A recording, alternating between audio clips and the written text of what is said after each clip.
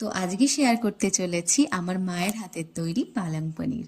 তো প্রথমেই পালং শাকটাকে জল আর নুন দিয়ে ভালো করে সেদ্ধ করে নিতে হবে, আর তারপরে এরকম পেস্ট করে নিতে হবে। আর অন্যদিকে কিন্তু পনিরটাকে কিন্তু ভেজে নিতে হবে। আর এখানে পনির ভাজার জন্য কিন্তু সাদা তেল ইউজ করা হয়েছে। পনিরটা ভাজা হয়ে গেলে কিন্তু সেম কড়াইয়ের মধ্যে একটু সর্ষের তেল দিয়ে তার মধ্যে শুকনো লঙ্কা, গোটা জিরা, এলাচ আর দারচিনিটাকে কিন্তু ফোড়নে দেওয়া হলো। তো এই ফোড়নটা কিন্তু ভালো মতো হয়ে গেলে তার মধ্যে কিন্তু একদম কুচি কুচি করে রাখা পেঁয়াজটা দিয়ে দিতে হবে। তোমরা কিন্তু কমেন্ট করে জানিও তোমাদের মধ্যে কার কার পালং পনির খেতে খুব ভালো লাগে। তো পেঁয়াজটা কিন্তু এখানে ভাজা হয়ে গেছে। তো এর মধ্যে কিন্তু দিয়ে দিলাম হচ্ছে রসুন বাটা। আর রসুন বাটা দেওয়ার পর কিন্তু এটাকে কিন্তু সুন্দর করে ভেজে নিতে হবে। আর তারপরে দিয়ে দিলাম জুলিয়ান করে কাটা আদা।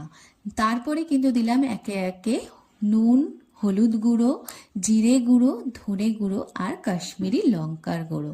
তো সব মশলা কিন্তু আমরা দিয়ে দিয়েছি। এখন কিন্তু এটাকে ভালো করে কষাতে হবে।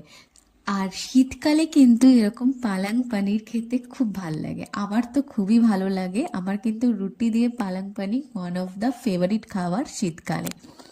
আর দেখতে দেখতে কিন্তু আমাদের মশলাটা কষে গেছে। আর যখন মশলাটা এরকমভাবে তেল ছেড়ে দেবে তখন কিন্তু এর মধ্যে পালং শাকের যে পেস্টটা আমরা বানিয়ে রেখেছি এটা দিয়ে দিলাম। তো এবার কিন্তু পুরো ব্যাপারটাকেই কিন্তু সুন্দর করে কষাতে হবে। যত ভালো করে কিন্তু কষবে তত কিন্তু ভালো টেস্ট হবে।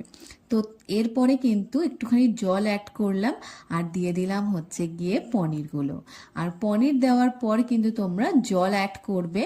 আর যখন তোমরা জল দেবে আর চেষ্টা করবে যেন গরম জল দেওয়ার, তাহলে কিন্তু টেস্টটা আরও ভালো হবে। আর আমাদের কিন্তু এখানে দেখতে দেখতে রেডি হয়ে গেছে পালং পনির। আমরা একটুখানি দিয়ে দিলাম হচ্ছে গিয়ে বাটার আর হচ্ছে দুধের সর।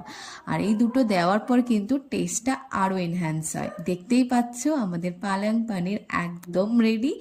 তারপরে আমরা কিন্তু একটা সুন্দর জায়গায় কিন্তু এটাকে সার্ভ করে নিলাম। তো দেখতেই পাচ্ছ কতটা টেস্টি লাগছে। আর ওপর দিয়ে কিন্তু একটু বাটার দিয়ে দিও, তাহলে কিন্তু টেস্টটা আরো ভালো লাগবে। তো এখানে কিন্তু গরম গরম রুটিও ভাজা হয়ে গেছে। তো চলো এবার তোমাদেরকে খেয়ে বলি আজকের এই পালং পনিরটা কেমন হয়েছে। তো পালং পনিরটা কিন্তু খুবই টেস্টি হয়েছিল। তো চলো এখন আমরা খাওয়াটা এনজয় করি। আবার তোমাদের সাথে দেখা হবে নেক্সট ব্লগে।